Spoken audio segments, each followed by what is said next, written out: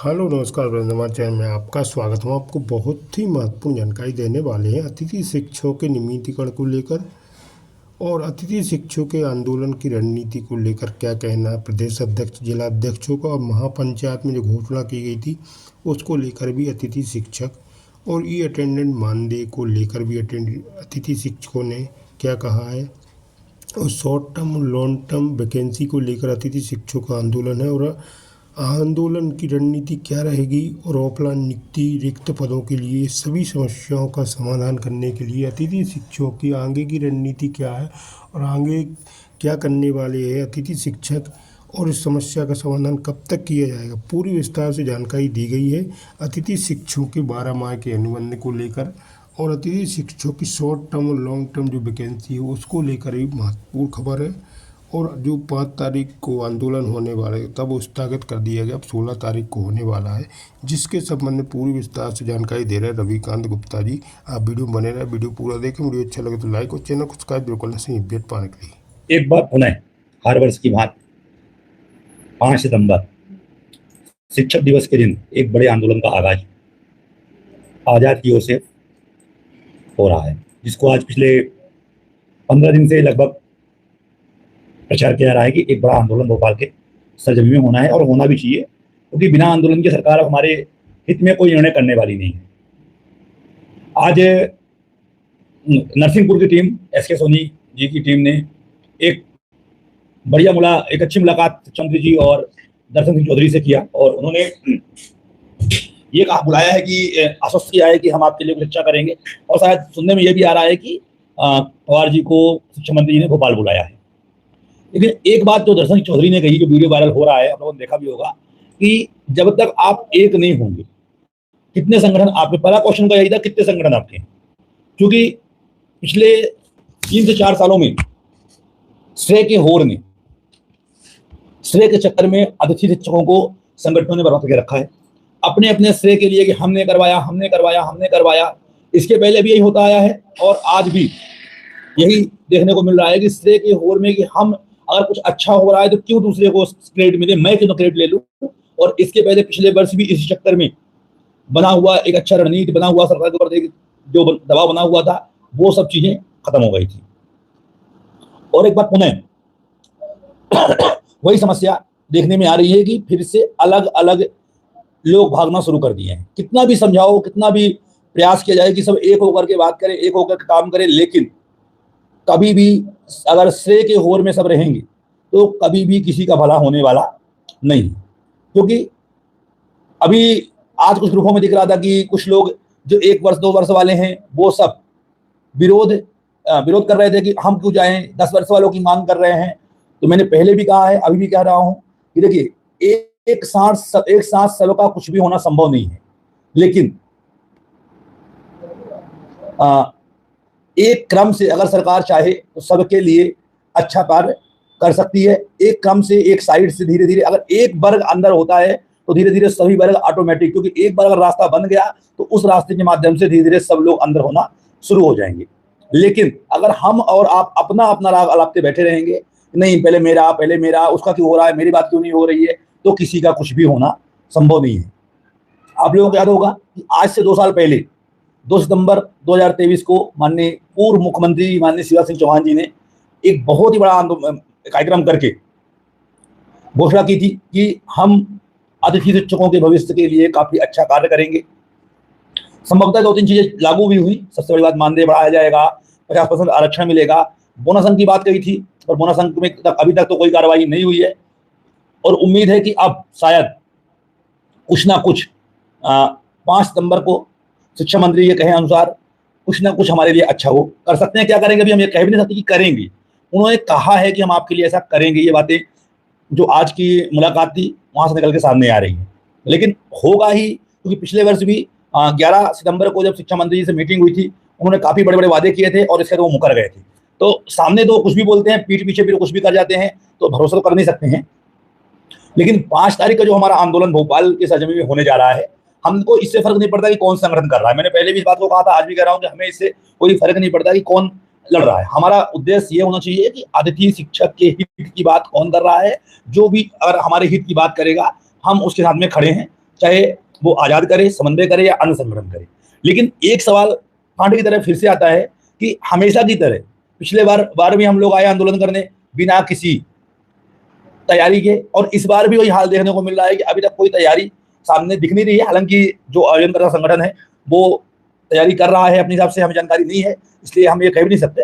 अगर वो कर रहे हैं तैयारी, अच्छी बात है, वो अपनी रणनीति बना के रखें। क्योंकि पिछली बार क्या हुआ था कि दो संगठनों ने मिलकर आंदोलन किया, समन्वय और आजाद ने। बाद में जो दूसरा आंदोलन हुआ अक्टूबर में, उसमें भी सभी संगठनों ने सहयोग किया। और बाद में जो गलतियां देखी गई, यह कह दिया गया कि आजाद ने ऐसा करवाया, समन्वय वालों ने ऐसा कर दिया। तो इस बार हमारा सहयोग पूरा रहेगा, हमने कभी विरोध नहीं किया, हम आंदोलन में शामिल भी होंगे। और लेकिन एक आम अतिथि शिक्षक की बात है, हम लोग शामिल होंगे, क्योंकि आंदोलन सबका है, किसी एक का नहीं है, और संगठन किसी का नहीं होता। संगठन सबके लिए है, चाहे वो कोई भी हो। जो अतिथि शिक्षक का अध्यक्ष बनेगा, प्रदेश अध्यक्ष बन के बैठेगा, वो सभी के लिए होगा, इसमें कोई वो नहीं है। लेकिन दर्शन भैया की बात आपने सुनी होगी। दर्शन भैया आज नहीं, पहले भी वो कह रहे थे कि आप कितने संगठन है, आप एक होके मांग क्यों नहीं करते। और हमेशा एकता की बात हम लोगों ने की है कि एक होकर लड़ो, एक होकर के आओ। भाई श्रेय आप ही लेके बैठो, हमें उससे फर्क ही नहीं पड़ता कि श्रेय हमें मिले। हम काम करते हैं, हमें पता है कि लोगों को पता है कौन काम कर रहा है, कौन नहीं कर रहा, उससे कोई फर्क नहीं पड़ने वाला। और धरातल में कौन है, कोई कितना भी अपने आप को दिखाने का प्रयास करे, इससे काम करने वाले कभी भी पीछे नहीं होंगे। धरातल पे काम करेंगे, वो काम करते रहेंगे। लेकिन अगर संगठन एक नहीं होते तो आने वाले समय पे धीरे धीरे जो अतिथि शिक्षक प्रणाली है वो खत्म होती जाएगी। स्कूलें मर्ज हो रही हैं, आप सब देख रहे हैं। 36,000 स्कूलों का मसला तैयार हो चुका है, जो अगले वर्ष सीएम राय स्कूलों में मर्ज हो जाएंगी। आज जो अभी भी एक परसों का कार्यक्रम था, जो कल का कार्यक्रम था, परसों नहीं कल 30 तारीख को एक भोपाल में कार्यक्रम था, शिक्षक संगोष्ठी, जिसमें शायद मैं भी शामिल था, और जिसमें पूरे मध्य प्रदेश के शिक्षकों को बुलाया गया था, जो सीएम राय पीएमसी स्कूल के शिक्षक हैं। प्रत्येक जिले से शिक्षक आए हुए थे। आप लोगों के आसपास के लोग होंगे, आप लोग पूछ भी सकते हैं कि शिक्षक संगोष्ठी हुई थी और उसमें क्या बात हुई थी। उसमें टोटल नई शिक्षा नीति को लेकर के बात हो रही थी, किस प्रकार से स्कूलों को मर्ज करके कम से कम स्कूलों में परिवर्तित करके बच्चों को ऑनलाइन शिक्षा से जोड़ा जाए, बच्चों को अच्छी सुविधा प्रदान करने के लिए सभी स्कूलों को एक कर दिया जाए। कई प्रकार की चीजें देखने को मिली थी। तो अगर हम सब एक नहीं होते तो आने वाले समय, जिस प्रकार इस साल इतने सारे पद को बंद कर दिया गया और हम लोग कुछ नहीं कर पाए, कोई कुछ नहीं कर पाया, ये बता दूं मैं आपको, कोई कुछ नहीं कर पाया। जो लोग घर बैठ गए उनसे पूछो कि उनके हालात क्या हैं। और आगे अगले वर्ष अगर और पद बंद होते हैं, क्योंकि स्कूलें मर्ज होंगी, पद बंद होंगे, स्कूलें धीरे धीरे बच्चे कम होंगे। आपको बता दूं मैं कि पिछले 4 साल में, पिछले 10 साल का एक रिकॉर्ड चल रहा था, लगभग 1 करोड़ बच्चों में से 50 लाख बच्चे गायब हो गए सरकारी स्कूलों से। 50 लाख बच्चे गायब होना मतलब आधे पद सीधे सीधे खत्म हो गए। जिस तरह से चीजें देखने को मिल रही हैं, लगातार स्कूलों स्कूल से बच्चे गायब हो रहे हैं, सरकारी स्कूलों को बंद करने की सरकारी योजना बनाती जा रही है। और एक एक करके जहां जहां आप देखते जाओ, छत्तीसगढ़, उत्तर प्रदेश, मध्य प्रदेश में अभी करीब 40 से 50 स्कूलें अभी इसी महीने में मर्ज की गई हैं। अभी मेरे सीधी जिले में लगभग 10 स्कूलों को मर्ज करने के लिए आदेश जारी हुए हैं। जो आसपास की स्कूलें हैं उनमें मर्ज कर दी जाए। जैसे जैसे स्कूलें मर्ज होंगी, पद अपने आप खत्म होते चले जाएंगे। अगले वर्ष ये सुनने में आ रहा है कि जो प्राइमरी अभी चल रहा है, लेकिन प्राइमरी टीचर्स जो होंगे वो अब हायर सेकेंडरी और हाई स्कूलों को भी पढ़ाएंगे। मतलब अगर प्राइमरी कक्षाओं में बच्चे कम हैं और प्राइमरी टीचर के पास बीएससी मैथ है, तो वो मिडिल स्कूलों को पढ़ाएगा। और इस प्रकार से पद खत्म करने की बातें भी चल रही है। मतलब अगर भविष्य सुरक्षित करवाना है तो पद स्थायित्व कब होगा? जब पद रहेगा, और जब पद होगा तब पद स्थायित्व होगा। और जब पद ही नहीं खत्म, सरकार धीरे खत्म करने के चक्कर में लगी हुई है, तो कब तक आप पद स्थायी करवा लोगे? क्योंकि अतिथि शिक्षकों की भर्ती होती है नियमित शिक्षकों के पद के विरुद्ध। जब उनके पद ही खत्म हो जाएंगे तो आपका स्थायीकरण कहाँ होगा? उसके लिए एक ही चारा है कि विभागीय परीक्षा सरकार ले, विभागीय परीक्षा में लोगों को सम्मिलित करे और धीरे धीरे सभी को एक एक करके अंदर करे। लेकिन उसके लिए सभी संगठनों को अपने अपने अहंकार, श्रेय की होड़ छोड़कर एक होकर के सबको लड़ना पड़ेगा। 5 का आंदोलन है, लोगों ने डेट ले ली, हमने बिल्कुल विरोध नहीं किया।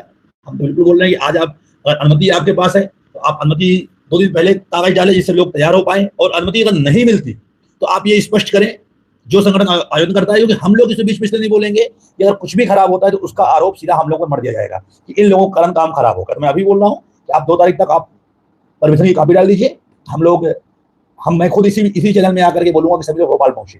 और अगर नहीं वो मिल रहा है, परमिशन नहीं मिल रही है, तो आपके स्टैंड क्या है, आप उसे पब्लिक करें कि लोगों को मालूम पड़े कि हमें कहाँ एकत्रित होना है, किस प्रकार से एकत्रित होना है। पुलिस डंडे चलाती है, अगर क्योंकि पिछली बार ऐसा हुआ ऐसा, तो हम कहाँ जाएंगे, क्या हमारी अगली प्लानिंग होगी, आप ओपन नहीं करिए, ओपन नहीं करना चाहिए, लेकिन मीटिंग में आपके जो अध्यक्ष हैं है उनको इस बात को आपको बताना पड़ेगा कि किस प्रकार से हमें आगे का कार्यक्रम करना है। साथ में 2 सितंबर को महापंचायत की बरसी होने वाली है।